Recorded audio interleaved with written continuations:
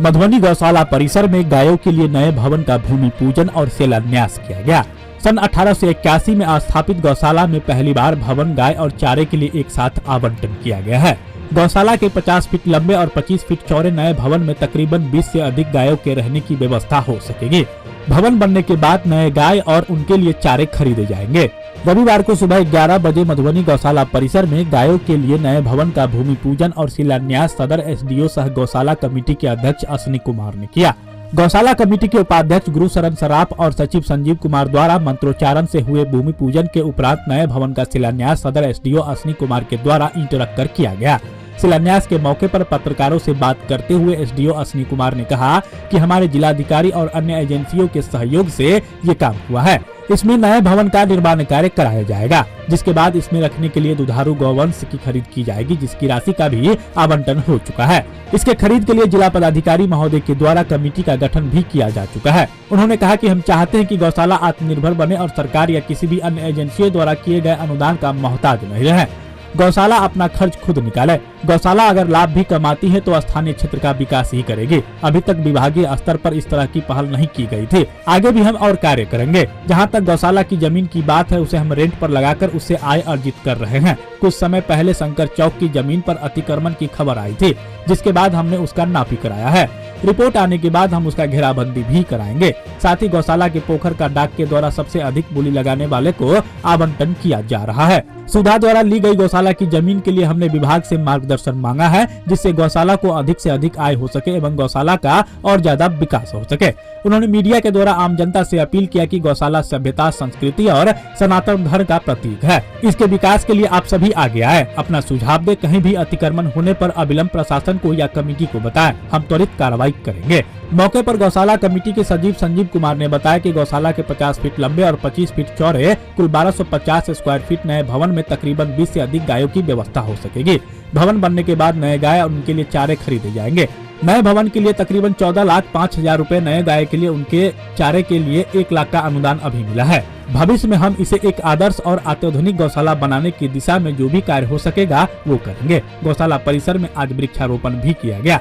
मौके पर उपाध्यक्ष गुरुशरण सराफ, सचिव संजीव कुमार, कोषाध्यक्ष मदन खंडेवाल, मोहम्मद इसमतुल्ला उर्फ गुलाब, प्रोफेसर प्रेम बड़ोलिया, नंद कुमार बुवना, सोहन सराफ, श्याम यादव, विमल खंडेवाल, संदीप कुमार, अजय धारी सिंह, प्रेम शंकर झा, आमोद कुमार झा, कार्यपालक अभियंता, सहायक कार्यपालक अभियंता सहित अन्य के पूर्णकालिक सदस्य और लोगों ने वृक्षारोपण किया। पिछले कुछ साल से यहाँ काफ़ी अनियमितताएं थी, लेकिन इधर अभी इसके जीर्णोद्धार का काम जोर शोर से शुरू हुआ है। आज एक नए शेड के लिए भी यहाँ भूमि पूजन वगैरह हुआ है। क्या कुछ प्लान है, क्योंकि ये ऐतिहासिक गौशाला रही है? इस कार्य के लिए हमें विभाग स्तर से भी सहयोग प्राप्त हुआ है। उसके लिए जिला पदाधिकारी महोदय के स्तर से एजेंसी का चयन कर ये हमारे सहायक अभियंता हैं लियो के, अब यहाँ पे कार्य आवंटन कराया जाएगा। 25 बाय 50 का एक शेड बनाने का प्लान है।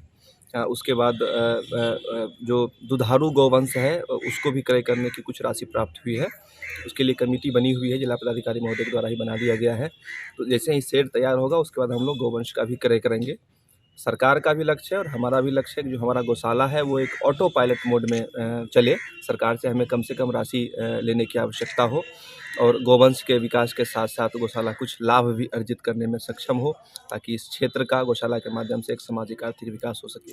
तो उसी लक्ष्य के लिए आज एक फाउंडेशन कह सकते हैं हम लोगों ने मिलके, हमारे उपाध्यक्ष जी हैं, सचिव जी हैं, सबको वो शुरू करवा रहे हैं। तो आज एक नया मतलब अभी तक वैसा पहल नहीं हुआ था विभाग स्तर से, तो विभाग स्तर के जो किया गया उसी को हम लोग यहाँ पे ग्राउंड स्तर पे कार्यान्वित कर रहे हैं। सर, ये गौशाला के पास यहाँ काफ़ी ज़मीन भी है जो शहर में या पूरे अनुमंडल में, लेकिन बताया जा रहा है कि बहुत सा ज़मीन या तो बेकार पड़ा हुआ या कुछ अतिक्रमित भी है। हाँ, ऐसी सूचना जब भी हम लोगों को प्राप्त होती है तो हम लोग तुरंत त्वरित कार्रवाई करते हैं। अभी 1 सप्ताह पहले आप लोगों ने देखा होगा कि शंकर चौक पे जो गौशाला की एक ज़मीन है, हालांकि उसको थोड़ा विवाद का रूप दिया गया है, लेकिन हमने उसे अपने अंचल प्रशासन के द्वारा नापी करवाया है। नापी रिपोर्ट आते ही हम लोग उसको फेंसिंग करवा के उसको भी अपने कब्जे में लेंगे। उसके बाद जो हमारा पोखरा है गौशाला का, उससे भी हम लोग शुद्ध आय अर्जित करते हैं। पोखरा की एक ओपन बिडिंग होती है और उसके माध्यम से जो राशि प्राप्त होती है उसको हम लोग गौशाला के संवर्धन में उसका प्रयोग करते हैं। गौशाला की ज़मीन पे जो सुधा का वो चल रहा है, हालांकि वो काफ़ी कम कीमत पे लगा है, लेकिन उस विभाग स्तर से हम लोग मार्गदर्शन मांगे हैं। अगर वहाँ से मार्गदर्शन प्राप्त होता है तो हम लोग नए तरीके से रेट रिवाइज करवा के उनसे रिक्वेस्ट करेंगे कि आप सरकारी ज़मीन का प्रयोग कर रहे हैं तो आप हमें उस हिसाब से शुल्क दें, ताकि उस राशि को हम लोग गौशाला के विकास में प्रयोग कर सकें। और आप लोगों के माध्यम से भी रिक्वेस्ट करते हैं, गौशाला एक हमारी भारतीय सभ्यता, संस्कृति और एक जो सनातन धर्म है उसका एक मतलब प्रतीक है। तो इसके विकास के लिए जितना भी प्रकार की सलाह या कोई सुझाव अगर आपको हो तो आप हमें दें। जितने भी गौशाला की ज़मीन है, अगर आप लोगों को किसी भी असामाजिक तत्व के द्वारा किया जा रहा है, आप हमें बताएं, हमारे उपाध्यक्ष महोदय को बताएं, सचिव जी को बताएं, चाहे किसी अंचल प्रशासन को बताएं, हम लोग अविलंब कार्रवाई करेंगे। आप हमारे मधुबनी न्यूज को फेसबुक पे देख रहे हैं तो पेज को लाइक करें, यूट्यूब से देख रहे हैं तो हमारे चैनल को सब्सक्राइब करें और बेल आइकन को दबाना ना भूलें।